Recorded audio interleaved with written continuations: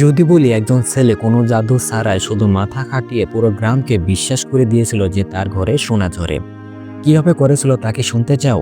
তাহলে পুরো গল্পটি দেখতে থাকো। একটা গ্রামে মারুফ নামে এক ছেলে থাকতো। মারুফ ছিল একটু অলস, কাজ করতে তার ভালো লাগতো না, কিন্তু ওর মাথায় ছিল বেশ বুদ্ধি।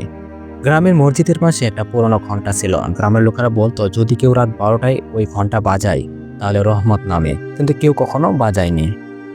মারুফ ভাবলো ওই গুজবটা কাজে লাগাই। একদিন রাত 12টায় গিয়ে ঘন্টা বাজালো। পরদিন সবাইকে বলল ঘন্টা বাজানোর পর আমার ঘরে শুনে পাওয়া গেছে। গ্রামের লোকেরা খুব অবাক। এরপর দেখলো মারুফের ঘরে নতুন জিনিস, ভালো খাবার। সবাই ভাবলো সত্যি রহমত নেমেছে। তখন মারুফ বলল তোমরাও চাইলে ঘন্টা বাজাতে পারো, তবে আমি তোমার হয়ে বাজিয়ে দেব, প্রতিবার 50 টাকা দিতে হবে। লোকেরা কোনো কিছু না ভেবেই টাকা দিতে শুরু করলো। 3 মাসে মারুফ অনেক টাকা রোজগার করলো, কিন্তু কারো ঘরে রহমত নাম ছিল না। তখন এক ছেলে এসে জিজ্ঞাসা করলো আমরা কিছুই পেলাম না, তুমি পেলে কি হবে? মারুফ হেসে বলল তোমরা শুধু গজবে বিশ্বাস করেছ, আমি মাথা খাটিয়ে কাজ করেছি।